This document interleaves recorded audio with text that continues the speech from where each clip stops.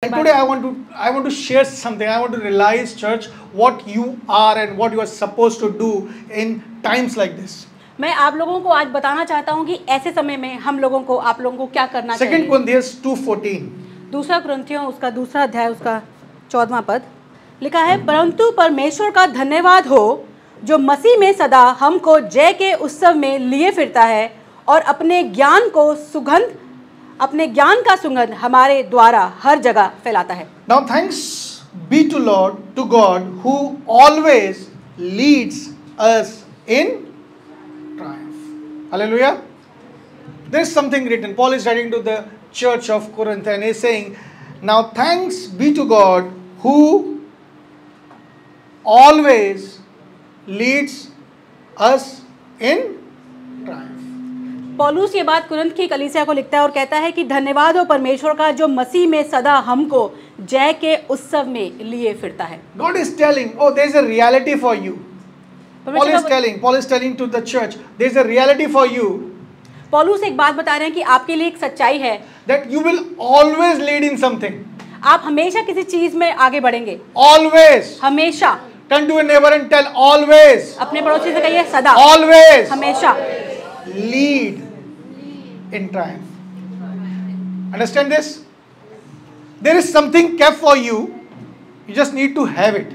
आपके लिए कुछ रखा गया है, आपको सिर्फ उसको लेने की जरूरत है। But you need to understand the method. आपको उसको लेने का मेथड समझने की जरूरत है। Bible is telling, now thanks to God who always leads us in triumph, in victory. Hallelujah. लिखा है परमेश्वर का धन्यवाद करो जो मसीह में सदा हमको जय के उत्सव में लिए फिरता है। How many of you understand victory? आप में से कितने लोग जय को समझते हैं? Tell me, what is victory? क्या है जय? How many of you want to have a victorious life? कितने लोग हैं जिनको जयवंत जीवन जीना है? Okay, I ask you two questions. First, I ask you, how many of you understand victory? मैंने आपसे And then I ask you, how many of you want to lead a victorious life? मैंने आपसे दो सवाल पूछे। पहला कि आप में से कितने लोग जय को समझते हैं और कितने लोग जयवंत जीवन जीना चाहते हैं। Now I will repeat it again. How many of you understand victory? मैं फिर से रिपीट करता हूँ, आप में से कितने लोग जय को समझते हैं? And now how many of you want to lead a victorious life? और आप में से कितने हैं जो एक जयवंत जीवन जीना चाहते हैं?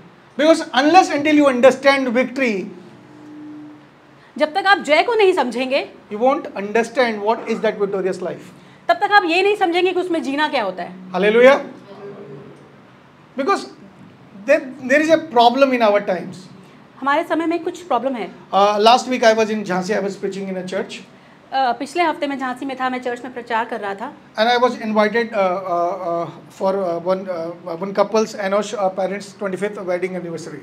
मैं ब्रदर एनोश के मम्मी पापा की 25th एनिवर्सरी में इनवाइटेड था। And I was sharing with them about marriage. और मैं उनसे शादी के बारे में बात कर रहा था।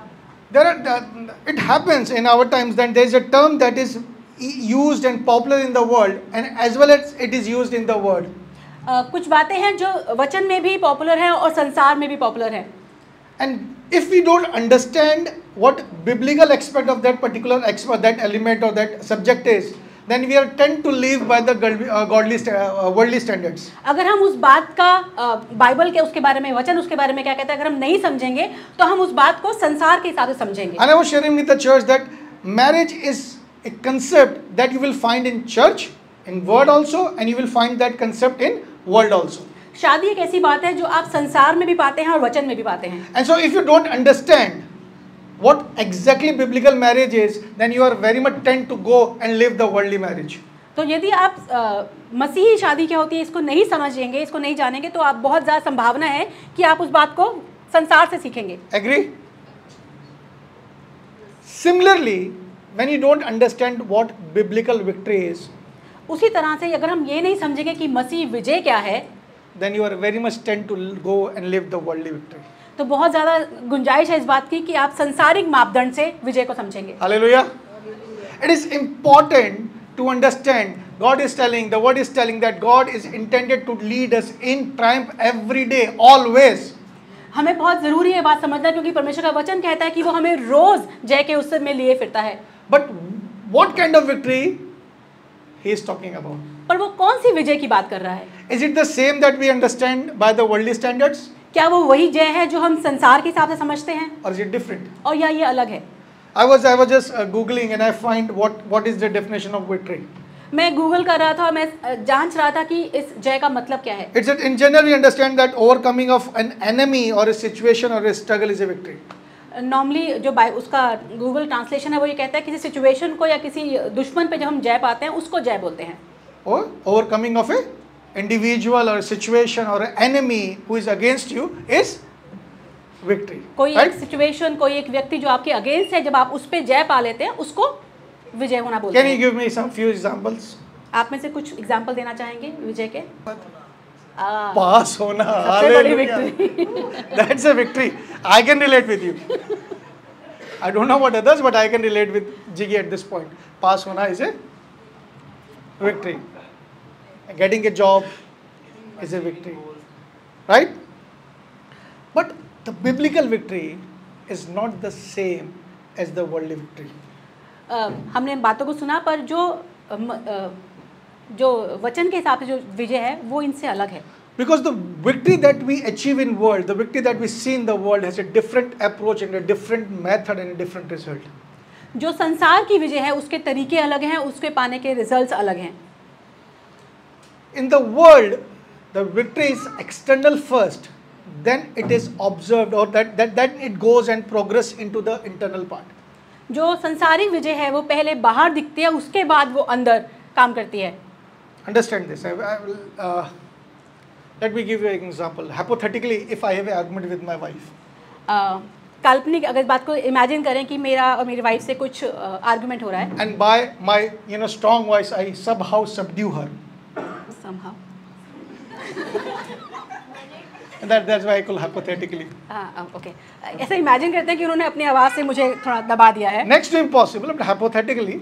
ऐसा होता But नहीं what है. will happen? First, I will somehow shout and I will make her to lower her voice or stop the argument, and then it will happen externally. Then I will have the sense of victory inside, right? अगर मैं imagine करूं कि मैंने अपनी wife से argument में उसको बहुत ज़ोर से बोल के दबा दिया है, उसको शांत कर दिया है, ये पहले बाहर हुआ और तब मुझे अंदर उसकी विक्ट्री की शांति ऐसा फील हुआ. Every worldly victory is like this. कोई भी संसारी विजय ऐसे ही होती है. But the Christian victory is just opposite of this. पर मसीही विजय इससे बिल्कुल उल्टा है. It happens internally first, then it manifested outside. ये पहले अंदर काम करती है, उसके बाद बाहर दिखाई देती है. Let me give you some examples from the Bible to make you understand the external victory and the internal victory. मैं आपको बाइबल से कुछ एग्जाम्पल देके बताता हूँ कि बाहर की विजय और अंदर की विजय क्या How है. many of you know Samson कितने लोग सैमसन को जानते हैं? from the Bible? बाइबल वाले सैमसन को. You may know more Samsons outside in the world, but I am talking about the Samson of the Bible. मैं बाइबल के सैमसन शिमयोन की बात कर रहा हूँ. How many of you find prophecies for individuals before, angels appearing, angels coming down and prophesying in Bible before someone's birth? How many times you find that? कितनी बार आपने देखा है कि बाइबल में किसी के जन्म से पहले ही स्वर्गदूत आए, उनके लिए प्रोफेसी की? How many times? कितनी बार आपने देखा है? Bhabhi was telling one Isaac before the Isaac's birth. इसहाक के जन्म Angels से were पहले there. ऐसा हुआ, स्वर्गदूत आए. Then at the time of John the Baptist, यूहन्ना Jesus. बपतिस्मा से पहले भी ऐसा हुआ, यीशु मसीह के टाइम से भी ऐसा and हुआ, who were there? And the Samson. Samson के लिए भी ऐसा हुआ. The rare is a very rare person. Before his birth, angel came to his mother and prophesied about his birth. Samson के केस में भी ऐसा हुआ कि इससे पहले कि उसका जन्म हो, स्वर्गदूत ने आके उनकी माँ से उनके बारे में भविष्यवाणी. Judges 13:5 says, "For behold, you shall conceive and bear a son, and no razor shall come upon his head, for the child shall be a Nazarite to God from the womb." क्योंकि तू गर्भवती होगी और तेरा एक बेटा उत्पन्न होगा और उसके सर पर छुरा ना फिरे, क्योंकि वह जन्म से ही परमेश्वर का नाज़ीर रहेगा और इज़राइलों को पलिश्तियों के हाथ से छुड़ाने में वही हाथ लगाएगा. Hallelujah. God is telling that there is a need of external victory, and I am sending a man who will be my chosen from the womb of his mother. परमेश्वर का Hallelujah. वचन कहता है कि हमें एक बाहर की विक्ट्री के लिए, बाहर की विजय के लिए कोई शख्स चाहिए, और परमेश्वर ने उसको माँ के गर्भ से पहले ही आशीषित किया है. And Bible tells us that for 20 years Samson was judging the people of Israel. और परमेश्वर का वचन बताता है कि 20 साल तक सिमसोन लोगों का जज करता रहा, लोगों का न्याय करता रहा। But then something happened. पर फिर कुछ हुआ। A person who was called for external victories was defeated by an internal defeat. एक व्यक्ति जो बाहरी विजय के लिए बुलाया गया था, अंदर की लड़ाई में हार गया। Hallelujah. You know what happened to him? आप जानते हैं उसके साथ क्या हुआ? He was called to be a mighty man. You know, how many of you remember the biggest battle of his life? कितने लोगों को उसके जीवन की सबसे बड़ी लड़ाई याद है? सैमसन की जिंदगी की सबसे बड़ी लड़ाई। He killed 2,000 people by the jawbone of a donkey. उसने एक गधे के जबड़े से 2000 लोगों को मारा था। Right? This was the biggest. But he was killed by one Palestine girl. पर वो मारा गया सिर्फ एक फलिस्ती के हाथ से। You remember it? Her name was Delilah. दलाइला के द्वारा। So understand, this man is having external victories in his life. When it comes to internal victories, the victory within, he was not able to defend himself. वो बड़ी बाहर की बड़ी जीत के लिए बुलाया गया है, पर वो लड़ाई जो उसके अंदर चल रही है वो उसको नहीं हरा पाया। He was victorious over the power of Palestine individuals, the warriors, but he was not able to defend himself among the beauty of a Palestine girl. वो फलिस्तियों की पूरे खेमे के ऊपर भारी पड़ता था, पर वो एक सुंदर स्त्री फलिस्तियों के सामने अपने आप को खड़ा नहीं कर पाया। I wrote like this: he was blind well before he was blinded. वो इससे पहले कि अंधा किया था, उससे पहले वो अंधा हो चुका था। How? कैसे? Because he was not understanding the value of internal victories. क्योंकि वो अंदर की विजय की वैल्यूज को नहीं समझ रहा था। God has called us to walk every day in victory. परमेश्वर ने हमको रोज जय में चलने के लिए बुलाया है। It was not the external forces that made Samson a blind. ये बाहर की बातें नहीं थी जिसने सैमसन को अंधा बना दिया था। It was his internal problem, his lust, the spirit of lust that was operating in him made him to bow before those Palestinians. वो उसके अंदर की लड़ाई थी जहाँ वो हार गया, लस्ट में वो हार गया और अंधा हो गया। Let me declare this over your life. मुझे इस बात को आपके जीवन पे बोलने दीजिए। There is no external power against church. Church के अगेंस्ट कोई भी बाहर की पावर काम नहीं Not करती। anyone कोई भी नहीं। who has the power to come against the church. ऐसी कोई सामर्थ्य जो चर्च के अगेंस्ट खड़ी हो जाए। But there is one problem, there is one area that will make a church to face defeat. पर एक जगह है जहाँ पर चर्च हार जाता है, And that is internal. और वो अंदर की बात है। Hallelujah. Hallelujah. Understand, Samson was the mighty man. He was the mightiest one of his generation, but he was defeated because he never understood the value of internal victories. Samson एक महासामर्थी व्यक्ति था अपनी पूरी जनरेशन का, पर वो इसलिए हार गया क्योंकि वो अंदर की लड़ाइयों की वैल्यू नहीं समझ I पाया। wrote like this: he was blind well before he was blinded. Before he was overpowered by Palestine power externally, he was defeated to a Palestine beauty internally. इससे पहले कि वो अंधा किया था, वो अंधा हो चुका था, और इससे पहले कि फलिस्ती उस पर हावी होते, एक फलिस्ती सुंदरता के सामने वो हार चुका था। And that is what is happening in generations. और ये जनरेशन्स में हो रहा है। Something similar happened to David. बिल्कुल ऐसा सा ही दाऊद के साथ भी हुआ। Wow, he killed the giant. The उसने- giant who was standing for 40 days उसने एक दानव को मारा जो 40 दिन तक खड़ा था, and accusing the people of God. जो परमेश्वर के लोगों को गालियां दे रहा था। You remember it? Goliath was standing and he was accusing, he was cursing the people of Israel. And for 40 days, everybody was hiding. 40 दिन तक परमेश्वर के लोग छुपे रहे, वो परमेश्वर के लोगों को कर्स कर रहा था, उन्हें श्राप दे रहा था। And then this boy came from nowhere and he said, oh, I will deal with this. और ये लड़का आता है कहीं से और कहता है कि मैं इसे डील करता हूँ, And he killed that giant. और उसने उस दानव को मार दिया। How many of you want to kill the giants? आप में से कितने लोग हैं जो बड़े दानव को मारना चाहते हैं? But this man who killed the giant one day get into a problem. ये व्यक्ति जिसने एक दिन गुलायत को मारा, एक दिन एक परेशानी में पड़ गया। He was not able to guard his eyes. वो अपनी आँखों की रक्षा नहीं कर पाया। He saw a woman taking bath उसने एक स्त्री को देखा नहाते हुए, and he was not able to deny the lust that was at that time, in that moment. और उस समय जो लस्ट उसके मन में थी वो उसका इनकार नहीं कर पाया, and the mighty one was fallen. और वो एक सामर्थी उस दिन गिर गया। As Christians, we should be more keen to go for the internal victories, because that is how Christian victories work. हमें मसीह होने के हिसाब से अपनी अंदर की लड़ाइयों पे काम करना चाहिए, क्योंकि इसी तरह से मसीही जीतते हैं। The internal victory is far more important. अंदर की लड़ाइयाँ ज़्यादा इम्पोर्टेंट हैं। Proverbs 16:32. नीति वचन उसका 16वां अध्याय उसका 32वां पद लिखा है, विलम्ब से क्रोध करना वीरता से और अपने मन को वश में रखना नगर को जीत लेने से उत्तम है।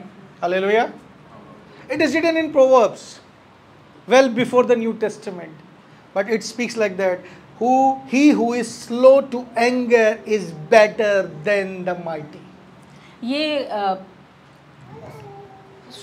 सुसमाचार से पहले लिखी हुई किताब है नीति वचन, और इसमें लिखा है कि वो जो क्रोध विलम्ब से करता है वो Is better than वीर से अच्छा है। वो अच्छा है। Hallelujah. You want to be the mighty one. Oh, you want to cast out demons. How many of you want to cast out demons? Tell me. आप में से कितने लोग हैं जो दुष्ट आत्माओं को निकालना चाहते हैं? How many of you want? I know one man of God, whenever he comes to a place, if there's an evil spirit is there, they will leave that place. मैं एक ऐसे खुदा के जन को जानता हूँ, वो जब किसी जगह पे जाते हैं, उस जगह पर अगर कोई दुष्ट आत्मा होती है तो उसके आने से पहले ही वो वहाँ से भाग जाती है। But God is telling me one thing to tell you this day. There is something better than being like this. पर परमेश्वर का वचन, परमेश्वर मुझे आपसे कहने के लिए कह रहा है कि इससे भी कुछ उत्तम है जो आप कर सकते हैं। Oh, control your mind. अपने मन को And it says, and he who rules his spirit, than he who takes a city. और लिखा है जो अपने मन को वश में रख लेता है वो नगर को जीत लेने से उत्तम है। Hallelujah. Hallelujah. There is something better for you than to become a mighty man of God. What it is? Be a man who controls his mind. आपके लिए एक बहुत सामर्थी खुदा का खादिम बनने से ज़्यादा इम्पोर्टेंट है ये करना कि आप अपने मन को कंट्रोल करें। Because if you are not going to control it, it is going to impact your generations. क्योंकि यदि आप उसको कंट्रोल नहीं करेंगे तो वो आपकी जनरेशंस पे अपना असर लाएगा। Last week I was preaching in the Jhansi church, in Yellow Sipri Bazaar church. Last Sunday में झांसी में प्रचार कर रहा था सीपरी बाजार चर्च में। And I was preaching about the same thing. I was preaching about the battles that we go through in our minds. और मैं यही प्रचार कर रहा था कि उन सब लड़ाइयों के लिए जो हमारे मनों में चलती हैं। And I was preaching how when you deny that one season, when you deny, one generation when denies to submit to the will of God, submit to the word of God.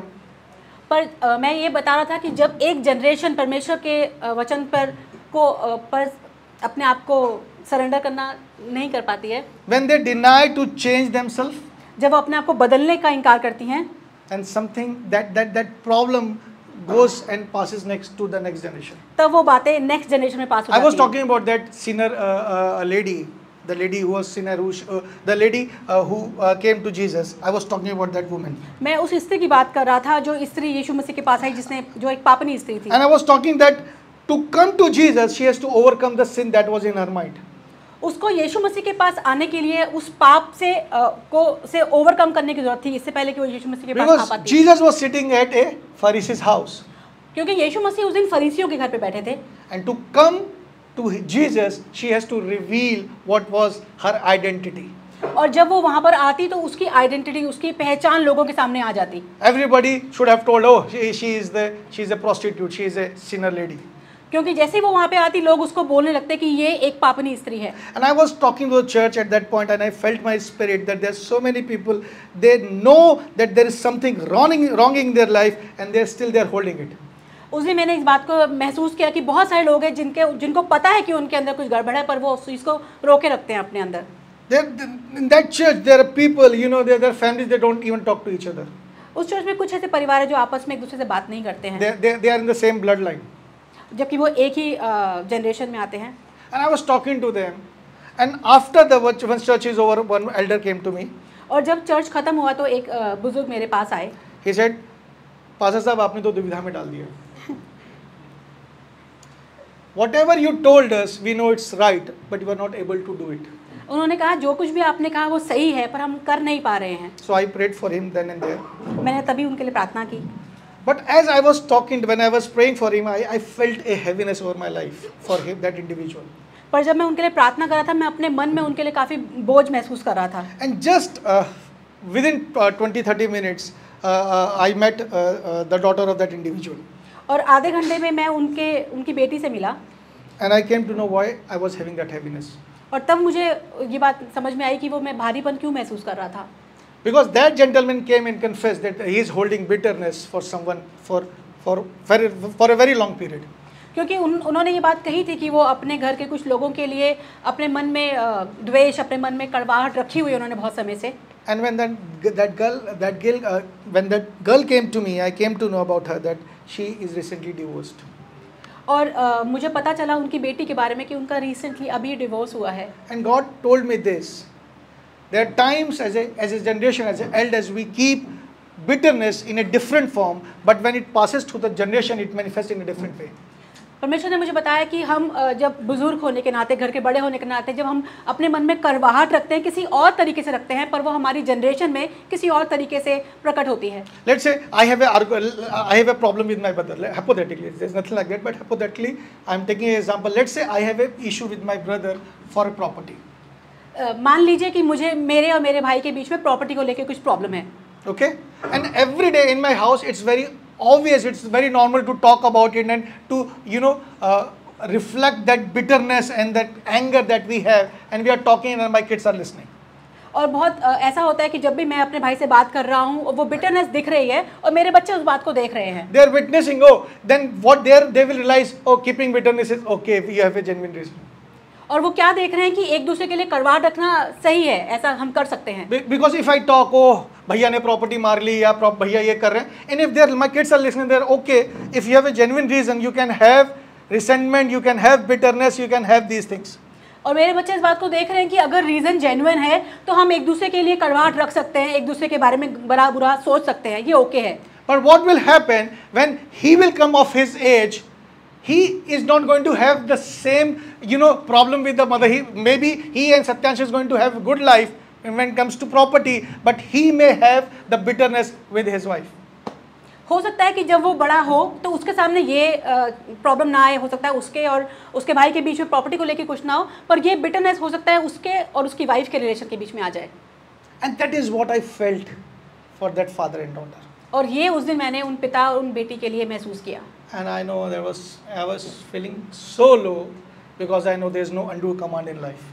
और मैं अपने मन में बहुत ही low feel कर रहा था क्योंकि मुझे पता है चीज़ें हम बदल नहीं सकते। You don't understand. Internal victories are very important. हमें ये बात समझने की ज़रूरत है कि अंदर की लड़ाइयाँ बहुत ज़रूरी हैं। If you are not going to win the internal battles, अगर आप अंदर की लड़ाइयों को नहीं जीतेंगे, you are going to pass those battles to your generations. आप उन लड़ाइयों को अपनी जनरेशन को पास कर देंगे। There is a prophet in Old Testament called Balaam.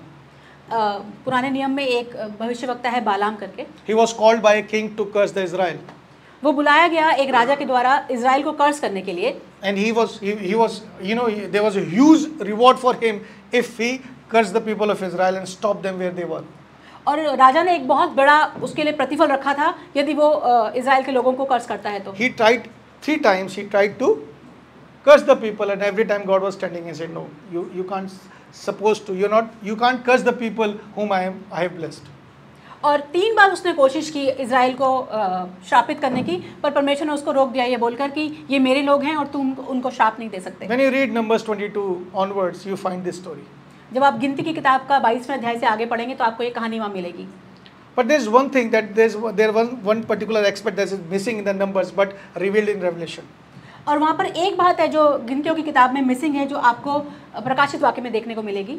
And in Revelation 2:14, it speaks about Balaam, that he told that king, "You cannot make me to curse these people, but there is a way you can defeat them." और बालाम ने राजा से कहा कि तुम मुझे मजबूर नहीं कर सकते इजराइल को श्राप देने के लिए, पर एक तरीका है जो आप कर सकते हैं। It is written in Revelation 2:14.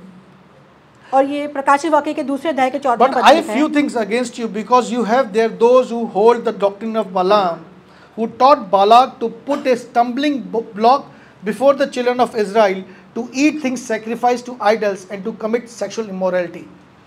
लिखा है, तब मुझे तेरे विरुद्ध कुछ बातें कहनी है, क्योंकि तेरे यहाँ कितने तो ऐसे हैं जो बिलाम की शिक्षा को मानते हैं, जिसने बालक को इज़राइल के आगे ठोकर का कारण रखना सीखा कि वह मूर्तों के बलिदान खाएं और व्यभिचार करें। If you read that portion of Numbers where it is the story is given, just after this Balaam story is over, you will find the boys of Israel were going to and meeting the girls of Moab tribe, and they were having sexual immorality within. और जैसे ही बलाम का chapter खत्म होता है, आप देखेंगे कि इज़राइल के लड़कों ने जाके मोआब की औरतों के साथ व्यभिचार किया। Revelation tells it was prescribed by Balaam to Balak. Oh, you cannot make me to curse them. You cannot hold them externally, but there's a way you can defile them. There's a way to get into this camp. Oh, do one thing, defile them, kill them, or take them internally because you can't take them externally. और प्रकाशी वाक्य के इस वचन में पता चलता है कि ये बात बिलाम ने उनको बताई थी कि आप उनको बाहरी एक बातों से नहीं हरा सकते, इसलिए ज़रूरी है कि आप उनको डिफाइल कर दें, आप उनको दोष लगाएं उनके अंदर और उनको अंदर की बातों में हरा दें। And this is the same story for us today. Even today this is the same. और आज भी हमारे साथ वही होता है। There is no external force, and I mean it, no external force who can stand against us. और मैं आज ये बात कहना चाहता हूँ कि ऐसी कोई बाहर की सामर्थ्य नहीं है जो हमारे अगेंस्ट खड़ी हो सकती है। But this is the internal issues that weaks a church, a family, or a Christian. पर ये अंदर की लड़ाइयाँ हैं जो हमको एक इंडिविजुअल के हिसाब से और परिवार के हिसाब से कमज़ोर कर देती हैं। Whether defeat or whether the victory, it is internal first, then it is manifested externally. चाहे वो जीत हो या वो हार हो, पहले वो अंदर होती है और फिर बाहर दिखती है। In Numbers 31, Moses sent 12 leaders to the promised land as a spy. गिनती उसके 31वें अध्याय में मोजिस ने 12 लोगों को as a spy भेजा, एक जासूस करके भेजा। And when they came back, there were two different categories within them. और जब वो वापस आए तो दो अलग अलग ग्रुप्स में वापस आए। 10 was saying, for us it is impossible to go and take that. 10 ने कहा कि उस पे जय पाना बहुत मुश्किल है। And 2 of them were telling, oh, let's go and take it. पर दो लोगों ने कहा कि चलिए उस पे जय पाते हैं। Tell me what happened. Is there something external factor working there, or there is some internal factor working there?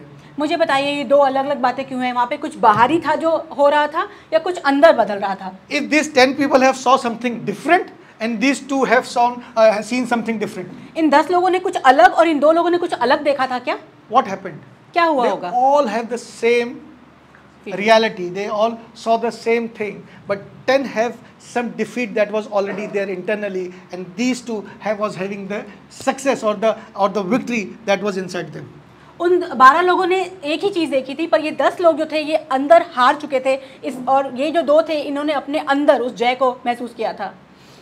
These 2, Caleb and Joshua, they understood whatever is there is not big, whatever is inside us is the bigger. जो Caleb और यहोशुआ था उनको पता था कि जो कुछ भी बाहर है वो बड़ा नहीं है, पर जो मेरे अंदर है वो बड़ा है। Victory is manifested internally first. जो विजय है पहले वो अंदर प्रकट होती है, Then it is realized externally. तब वो बाहर दिखाई देती है। And there is a process to it. और इसका एक प्रोसेस है, एक प्रक्रिया है। 2 Corinthians 2:14 we just said that God always lead us in triumph in Christ. हमने अभी पढ़ा कि हमें परमेश्वर मसीह में जय के उत्सव में लिए फिरता है। 1 Corinthians 15:57 says, thank be to God who gives us the victory through our Lord Jesus Christ. लिखा है परंतु परमेश्वर का धन्यवाद हो जो हमारे प्रभु यीशु मसीह के द्वारा हमें जयवंत करता है। Okay, then Romans 8:37 it says, yet in all things we have more than conquerors through him who loved us. लिखा है परंतु इन सब बातों में हम उसके द्वारा जिसने हमसे प्रेम किया है जयवंत से भी बढ़कर हैं। Okay, let me repeat these verses again. 2 Corinthians 2:14 it says, God who always leads us in triumph in Christ. I want you to underline this if you are reading in English Bible, triumph in Christ, and if you are reading Hindi Bible, just underline where it right, मसीह में सदा। मैं चाहता हूँ अगर आपके पास Bible में अगर आप पढ़ रहे हैं तो इस बात को इंग्लिश में ट्रायम्फ इन क्राइस्ट को अंडरलाइन कर लें, और हिंदी में अगर पढ़ रहे हैं तो मसीह में विजय में इस Similarly, in बात को 1 underline कर लें। Corinthians 15:57, underline victory through our Lord Jesus Christ. और पहला कुरिन्थियों उसके 15 के 57 में हमारे प्रभु यीशु मसीह के द्वारा को अंडरलाइन कर लें। Romans 8:37, through him. और रोमियो 8 के 37 में उसके द्वारा We are more than conquerors through him. हम जैवन से बढ़ के हैं उसके द्वारा। I want you to understand the process of victory in Christian life. मैं चाहता हूँ आप समझिए इस पूरी प्रक्रिया को जो मसीह में जीत के लिए है। We became sinners because of Adam, हम पापी बने आदम की वजह से। right? Even before we were born, we were sinners. Why? इससे पहले कि हम पैदा होते हम पापी थे। क्यों? Because Adam. क्योंकि आदम ने। Similarly, our victory is also not received or achieved by us. It is because of Jesus. उसी तरह से हमारी विजय भी हमारे द्वारा नहीं है, वो यीशु मसीह के द्वारा है। Understand this. Every time you will read in New Testament about victory, you will find it is through him, in him. Jesus is always there with victory. जब भी कभी आप विजय के बारे में नए नियम में पढ़ेंगे, आप पढ़ेंगे उसके द्वारा, उसमें, क्योंकि हमारी विजय यीशु मसीह के द्वारा है। So understand, make this, understand that your victory is an extended victory of Jesus. इस बात को समझे कि आपकी विजय यीशु मसीह की विजय जो वो पा चुका है उसका एक्सटेंडेड वर्जन है। No Christian can have his own set of victory. कोई भी मसीह अपनी विजय नहीं पा सकता। It is written in John 1:16, in his fullness we received grace over grace. In his fullness. योना में लिखा है उसकी सामर्थ्य में हम पाते हैं, परिपूर्णता में। उसकी परिपूर्णता में हम पाते In हैं। his grace, in his fullness we received. He was full, he obeyed fully, and we received grace over grace, and that grace enables the victory for us. हमने उसकी परिपूर्णता में पाया अनुग्रह पे अनुग्रह। Problem is that when we want to obtain a victory out of Jesus Christ, problem तब है जब हम यीशु मसीह के बाहर कोई विजय पाना चाहते हैं। many times because we have an understanding and notion of worldly success, worldly victory, क्योंकि हम संसार की विजय के बारे में जानते हैं, उसके बारे में समझते we हैं, are aware of those methods. हम उन सब नियम कानून को जानते हैं। How many of you know that? You all know now how victory works in the world? आप सब जानते हैं ना कि संसार में विजय कैसे पाई So it जाती is, है। if this understanding is not there, that we have to obtain victory through Christ and live in his victory, what we will do if we want to have victory? यदि हम इस बात को नहीं समझेंगे कि हमारी विजय यीशु मसीह के द्वारा है और उसमें है, तो हम क्या करेंगे? We will go and we will apply the worldly method to obtain victory. तो हम क्या करेंगे? हम संसार में जाएंगे और जो उनके तौर तरीके हैं हम उसको अपनी जिंदगी में And अप्लाई करेंगे। whenever you will allow the world to come in your life, और जब कभी भी आप संसार को अपनी जिंदगी में आमंत्रित करते हैं, the worldliness will come along. वो जो संसारिकता है वो उसके साथ साथ आ जाएगी। So understand that your victory is the extended victory of Jesus. इस बात को समझे कि आपकी विजय यीशु मसीह के विजय पा लेने का ही एक हिस्सा है। He is the one who said it is finished. वो था जिसने कहा पूरा हुआ। And you have to find your victory in these three words, it is finished. और आपको अपनी विजय इन शब्दों में पाने की जरूरत है, पूरा हुआ। And if you are trying to find something out of this, और यदि आप कुछ इसके बाहर पाना चाहते हैं, let me tell you, let me give you a reality check. मैं आपको एक सच्चाई बताता हूँ, That is not going to be a Christian victory. वो एक मसीह विजय नहीं होगी। Amen? In his fullness we have received grace over grace. हमने उसकी परिपूर्णता में पाई अनुग्रह पे अनुग्रह। And there is a second approach, let's say. This is clear to you all? यहाँ तक सबको क्लियर है? Anyone who is struggling with something, know that you have that problem because you are not applying what Jesus did on the cross. अगर आप लोग कहीं पर struggle कर रहे हैं, कहीं परेशान हो रहे हैं, तो उसका रीज़न ये है कि आप उस चीज़ को नहीं अप्लाई कर रहे हैं जो यीशु मसीह ने क्रूस पे पूरा कर दिया। Every time a Christian suffers or goes through a tough time or goes through a valley, it is because God is preparing him for something, or he is not understanding, he is not extending that victory in his life. कभी भी जब हम मुश्किल समय से जाते हैं तो उसके दो ही कारण हो सकते हैं। एक तो ये कि परमेश्वर हमें किसी बड़ी चीज़ के लिए तैयार कर रहा है, या दूसरा हम उस विक्ट्री को नहीं समझे जो यीशु मसीह ने हमारे लिए पाली है। And again, that principle of that internal victory and manifestation externally applies here also. और यहाँ पर भी अंदर पहले विजय पाना और उसका बाहर दिखना अप्लाई होता है। This is the approach when it comes to church. We want to get victory over sickness. जब हम चर्च में आते हैं तो हम बीमारियों पर जय पाना We चाहते want to हैं, get victory over poverty. हम गरीबी पर विजय पाना चाहते हैं, We want to get victory over our strained relationships. हम अपने जो रिलेशन खराब हो गए उन पर विजय पाना चाहते हैं, But these all are not the problems. पर ये सब परेशानियां नहीं हैं, These are the manifestations of something that is not right internally. पर ये सब उस बात का प्रकाशन है जो चीज़ें अंदर ठीक नहीं है। To extend the victory of Christ in your life, you have to accept Him as your Lord. अगर आपको यीशु मसीह की उस विजय को जो उन्होंने आपके लिए रखी है उसको पाना चाहते हैं, तो आपको यीशु मसीह को अपना सेवियर करके, अपना उद्धारकर्ता करके मानने What की it जरूरत है। means that not Savior, Prabhu. अपना प्रभु करके अंगीकार करने की जरूरत है। What it means that He is my Lord. इसका क्या मतलब है कि वो मेरा प्रभु है? If let you be the Jesus today.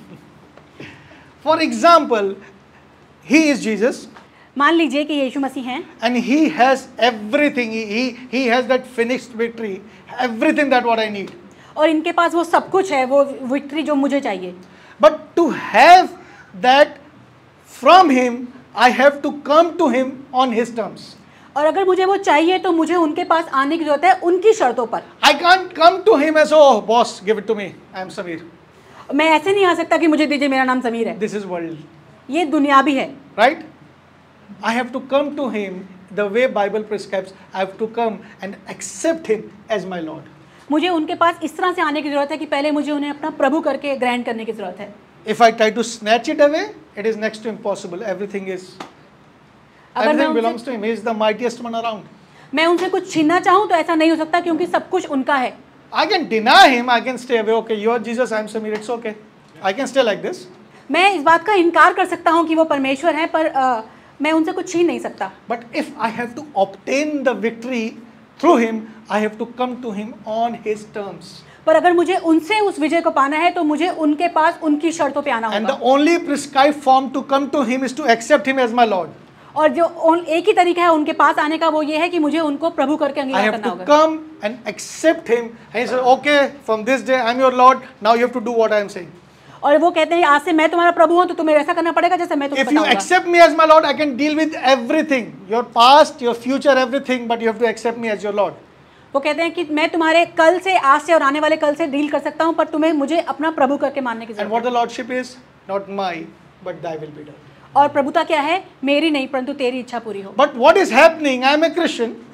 पर हो क्या रहा है? मैं एक मसीह हूँ, I live in a world, मैं संसार में रहता हूँ, but I come to church also. पर मैं चर्च भी आता हूँ। I love Jesus, मैं यीशु मसीह को प्यार but करता I हूँ, want to have my own sphere of life. पर मुझे अपने एक जिंदगी का हिस्सा चाहिए। So sometimes I come under His Lordship, तो कई बार मैं उनकी प्रभुता के अंदर आता हूँ, and sometimes I live my own. और कई बार मैं अपने साथ Sometimes जीता I am हूँ। the Lord of my life. कई बार मैं अपनी जिंदगी का प्रभु हो जाता हूँ। Samir the Christ. Sameer And actually this is happening. और ऐसा सच में होता है। And when Samir is the Lord, why am I having so much problem? Because I am nothing. और जब मैं अपनी जिंदगी का प्रभु होता हूँ तो इतनी प्रॉब्लम क्यों होती है? क्योंकि मैं कुछ भी नहीं हूँ। I am nothing. मैं कुछ भी नहीं हूँ। You can pretend that you are something, आप ऐसा दिखा सकते हैं कि आप कुछ हैं, but without Him, you are nothing. पर यीशु मसीह के बिना आप कुछ भी नहीं है। Seven brothers came and they want to cast out a demon in Bible. It is written in book of Acts. 7 भाई आए और वो दुष्ट आत्मा को निकालना चाहते थे। You know what that demon spoke to them?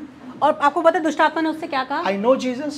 मैं यीशु मसीह को जानती I हूँ, know Paul. मैं पौलुस को पहचानती Who are हूँ, you? तुम कौन हो? Let me give me some understanding how that demon that was inside that individual was able to identify that मुझे he is एक not a बात Christian. समझिए कि वो जो दुष्ट आत्मा उस व्यक्ति के अंदर थी, वो कैसे पहचान पाई कि ये एक मसीह नहीं है? How? कैसे? Because demons can see the lordship of Christ over the individual's life. क्योंकि दुष्ट आत्माएं भी आपके ऊपर परमेश्वर की प्रभुता को देख सकती हैं। They can easily identify whether this person is a Christian, whether he lives under the obedience and the lordship of Jesus or not. वो आराम से इस बात को पहचान सकते हैं कि ये व्यक्ति मसीह है और ये परमेश्वर की प्रभुता के अंदर जीता है या नहीं। And the moment they realize, oh, he lives under the lordship of Jesus, we can't overcome, let's go. और जैसे ही वो इस बात को पहचान लेते हैं कि ये यीशु मसीह की प्रभुता के नीचे रहने वाला व्यक्ति है, उन्हें समझ में आया था कि हम यहाँ नहीं रह पाते और वो वहाँ चले जाते हैं। And if they find, okay, he's calling himself a Christian, but he is the boss, he is the Lord of his own life, then what happens? पर जब उन्हें समझ में आता है कि ये कह तो रहा है कि ये विश्वासी है, पर ये खुद ही अपनी जिंदगी का प्रभु है, तब क्या होता है? कपड़े फट जाते हैं. This exactly happened with those 7 brothers. और बिल्कुल ऐसा ही उन 7 भाइयों के साथ हुआ। So if I have to take victory, because Bible tells every time the New Testament where victory is mentioned, he is also mentioned there. नए नियम में जहाँ कहीं भी विजय का जिक्र है वहाँ पर यीशु मसीह का जिक्र है। It is either victory through him, in him, whatever, but you can't replace victory. You can't have victory and replace him. नए नियम में जहाँ कहीं भी विजय की बात है वो यीशु मसीह के द्वारा यीशु मसीह में है। आप कहीं पर भी यीशु मसीह को रिप्लेस नहीं कर सकते, विजय को और यीशु मसीह को अलग नहीं कर सकते। Thank you, Jesus. Hallelujah. Hallelujah. Understand this. इस बात को समझिए। His lordship, submitting to his lordship changes something within me. यीशु मसीह की प्रभुता में आना मेरे अंदर कुछ बदलता है। And that change manifests as a victory for the world. और वो जो चेंज है वो ही विजय करके बाहर दिखता है। Hallelujah. Hallelujah. People want to get rid of sickness. लोग बीमारी से छूटना चाहते हैं। Oh, come to the lordship of Jesus. यीशु मसीह के प्रभुता में Submit आइए, to him. उनको सबमिट You कीजिए will have the victory. और आपको विजय मिल जाएगी। You want to get rid of poverty? आप गरीबी से छुटकारा जाना चाहते हैं, Come to him. उनके पास आइए, Submit to him. सबमिट कीजिए। Allow that internal victory to happen in you. वो जो अंदरी जीत है उसको अपने अंदर होने दीजिए And then you will find one day that victory is manifesting externally. और आप देखेंगे वो जो विक्ट्री है, वो जो विजय है बाहर दिखने लगेगी। Problem is that the Christian victory seems very different than the worldly victory. Problem ये है कि जो दुनियावी विजय है वो और मसीही विजय बहुत अलग से दिखते हैं। In world, achievement, achieving something, getting recognition is victory. दुनिया में कुछ पा लेना, लोगों के सामने आपकी पहचान होना विजय है। But in Christ, denial, self-denial is a victory. पर मसीह में अपना इनकार करना विक्ट्री है। In world, you know, retaliation is a victory. दुनिया में जब हम किसी चीज़ को लेकर बदला लेते हैं, पलटा लेते हैं तो विजय है। But in Christ, forgiveness is victory. पर मसीह में माफ़ कर देना विक्ट्री है। Entirely different. बिल्कुल डिफरेंट है। That is why Paul says the story of this cross is foolishness for the people who are going to get destroyed. I don't know how it is written. I just know. लिखा है कि जो मसीह का जो क्रूस की कथा है ये मूर्खता है बहुत से लोगों के लिए। Understand, you can't have that victory inside first and you can go and proclaim it outside. You can't. आप उस विजय को पहले अंदर लिए बिना बाहर प्रोक्लेम नहीं कर सकते। Unless until you have that victory inside, जब तक वो विजय आपके अंदर नहीं है you can't live it. आप उसको जी नहीं सकते, You can't manifest it outside. आप उसको बाहर मैनिफेस्ट नहीं कर सकते, दिखा नहीं Oh, सकते। saying sorry is a victory. Sorry बोलना भी एक विजय है। Know this. Saying sorry is a victory sorry बोलना एक विजय है if you are a Christian. अगर आप मसीह हैं तो। Submission is a victory. Submit कर देना विजय है। Wives, oh, girls who are not married, I am telling you, submission is a victory. जिनकी शादी नहीं हुई मैं उनसे कहना चाहता हूँ कि अधीन होना एक विजय है। But in world, पर दुनिया oh, में we are equal. हाँ हम He बराबर earns, हैं। me earns, then how I should submit. This is how. This is what is going now. This every day, in this world, every couple, both are earning. Submission is a victory. बहुत हम दुनिया में देखते हैं आजकल दोनों कमा रहे हैं, पर मैं आपको बताना चाहता हूँ कि अधीन होना एक विजय है। Let me get more severe now. Taking insult for Jesus is a victory. मेरे को एक बात और बोलूं, यीशु मसीह के लिए बेइज्जती सहना एक विजय है। How many of you are ready for it? कितने लोग इसके लिए तैयार हैं? हाय, बहुत डिफिकल्ट है। घर पे मम्मी ऊपर जो थोड़ा जोर से बोल दे तो बर्दाश्त नहीं। Taking pain for him is victory. यीशु मसीह के लिए दुख उठाना एक विजय है। But this all will happen first inside you. पर ये सब पहले आपके अंदर होता है। You know, I'm in ministry for a very long now. मैं बहुत समय से सेवकाई में हूँ And this happened to me so many times. और ये मेरे साथ कई बार हुआ है। I am praying for someone मैं किसी के लिए प्रार्थना कर रहा हूँ, again and again for the breakthrough. बार बार उसकी ज़िंदगी में ब्रेक थ्रू आ But जाए, nothing is happening. कुछ भी नहीं हो रहा And I used to get frustrated. Oh Lord, what is happening? और मुझे फिर मैं फ्रस्ट्रेट होता हूँ कि क्या And हो I ask रहा Holy है। Spirit to reveal things for me because I am praying. I want the well-being for that family, but I'm not able to see the results of my prayers. और तब मैं परमेश्वर से प्रार्थना करता हूँ कि परमेश्वर मैं उसके लिए बार बार प्रार्थना कर रहा हूँ, उसकी ज़िंदगी में कुछ अच्छा देखना चाहता हूँ पर ऐसा हो नहीं रहा। And initial days, now because now I am very used to of it, but initially this happened so many times that Holy Spirit revealed that there is a problem, there is a stubbornness, there is something that is holding that inside victory in that person.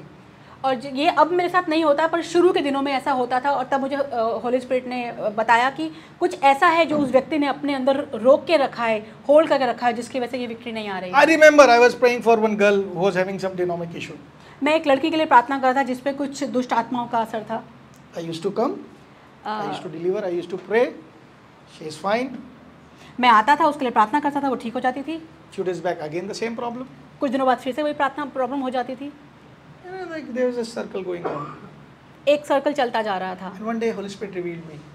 और एक दिन पवित्र आत्मा ने मुझ She पर is reveal किया। having resentment, strong sense of resentment and heart. उसके मन में बदले की बहुत स्ट्रॉन्ग फीलिंग है।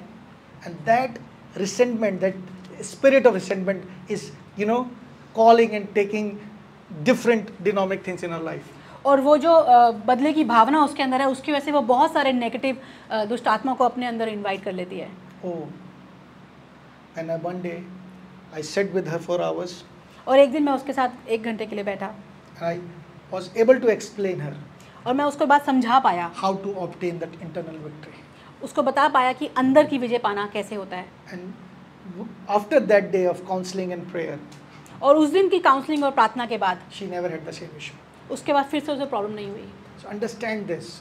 तो इस बात को समझिए। If there's a window open to enemy, अगर शैतान के लिए कोई दरवाज़ा खुला है internally within you, आपके अंदर, is it bitterness, वो हो सकता है कि कड़वाहट हो, anger, गुस्सा हो, lust, लस्ट हो, whatever. There's there are different areas in New Testament where these things are mentioned.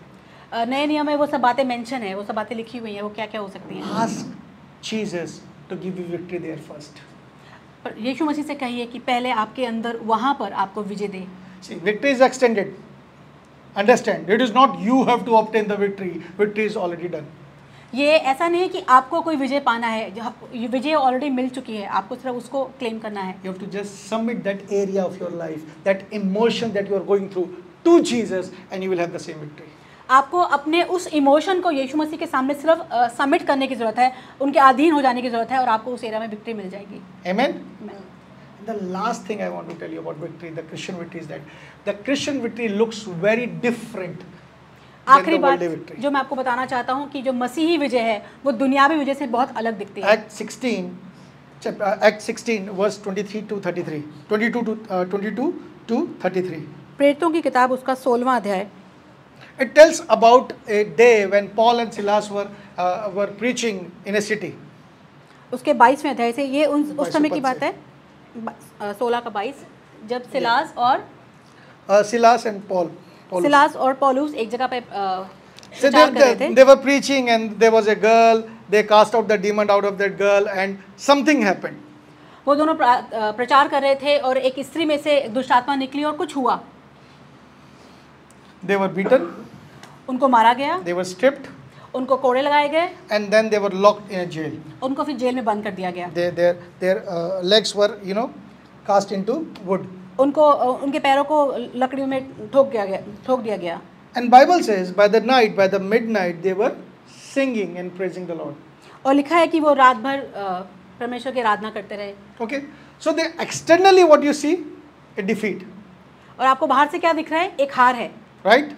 A man of God is beaten, stripped, and put into a cell. क्या दिख रहा है? एक परमेश्वर का जन, उसको मारा गया, उसको बेते लगाई गई और उसको जेल में बंद कर दिया गया। Right? Now what kind of victory you want to expect for them right now? आप उनसे यहाँ पर किस तरह की विजय की उम्मीद कर रहे हैं? For them. उनके लिए। Let's say if you are there, what kind of victory you are expecting? अगर आप वहाँ होते तो किस तरह की विजय की उम्मीद करते? What happened in next few verses, right? जो अगले कुछ वर्सेस में हुआ, They were praying for the Lord, they are singing, and all of a sudden what happened? There was an earthquake. वो लोग भजन गा रहे थे और क्या हुआ? एकदम से एक बड़ा सा भूडोल हुआ।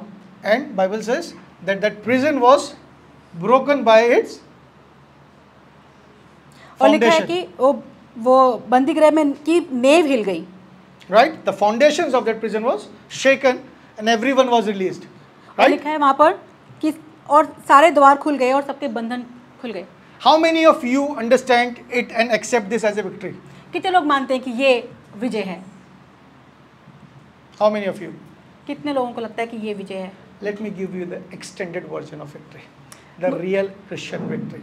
मुझे बताने दीजिए एक और एक्सपेक्ट जो कि मसीही विजय है। In the verses, in the further if you read, the inspector, he was baptized with his family at the night. और अगर आप आगे पढ़ेंगे तो वो जो वहाँ का दरोगा था, जो थानेदार था, उसने अपने परिवार के साथ बपतिस्मा लिया। And that is the real Christian victory. और वो है जो असली मसीह विजय है। It was not that they were released. ये ऐसा नहीं है कि वो आज़ाद हो गए थे। This is not the victory. It is a very small victory. If we talk about Christian victory, this is very small. अगर हम मसीह विजय की बात करें तो ये बहुत ही छोटी विजय है कि वो आज़ाद हो गए। And because of their suffering, one family was baptized. पर उनके इन सब सफरिंग की वजह से एक परिवार है जो बचा लिया गया। That is why I called you. You guys are called for the bigger things. इसलिए मैं कह रहा हूँ कि आप लोग बड़े काम के लिए बुलाए गए हैं। Don't settle for less. कम के लिए सेटल मत हो जाइए। In Christ you have everything. यीशु मसीह में आपके पास सब He कुछ leads है। you every day in His triumph. वो रोज आपको विजय में लिए फिरता है। But understand that victory has a bigger purpose than what you and me are expecting for. और उस विजय का हमारी जिंदगी में एक बड़ा पर्पस है, उससे जो हम आप समझ पा रहे हैं। Paul and Silas, they were thinking, why we are beaten today? Oh, you were beaten, you were stripped, you are put in a cell. I have a bigger purpose because this day, through your suffering, I want to save the family of this inspector. Silas और पौलुस सोच रहे होंगे हमारी क्यों पिटाई हुई, हमें बेटे क्यों लगी, हमें जेल में क्यों डाल दिया गया, पर परमेश्वर ने कहा तुम्हारे दुख उठाने की वजह से एक परिवार है जो आज बपतिस्मा पाएगा। Understand, there is something that God wants to change within you. आप एक बात को समझिए, परमेश्वर कुछ है जो आपके अंदर बदलना चाहता है। Because once that internal transformation is there will be something great that will be manifested outside. वो जब आपके अंदर बदल जाएगा तो एक बड़ी चीज है जो बाहर प्रकाशित होगी। Understand. समझने की कोशिश कीजिए। Come to His Lordship. परमेश्वर की उनकी प्रभुता में आ जाइए।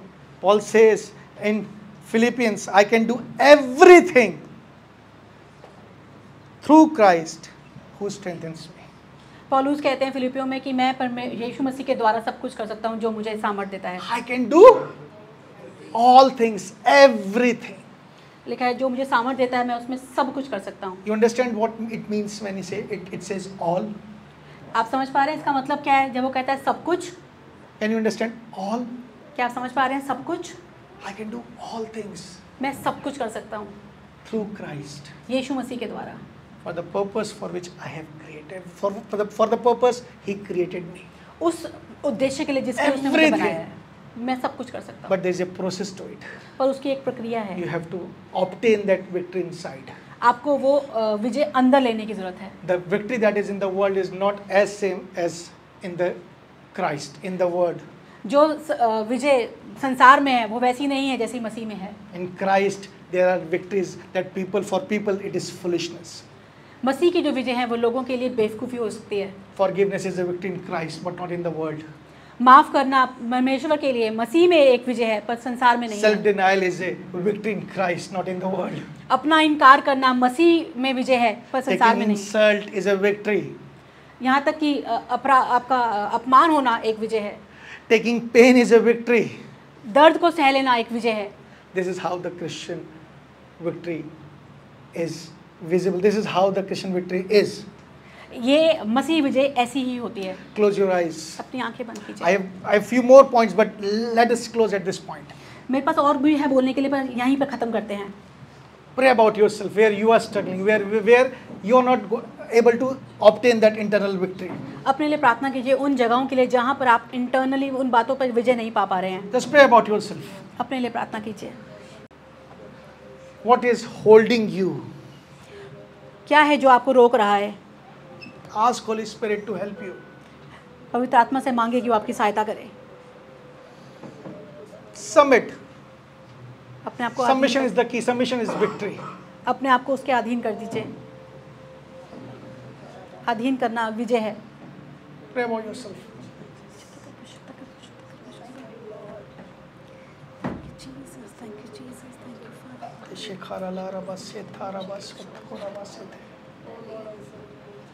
Every day he take you in his triumph. Every day he leads you in his victory.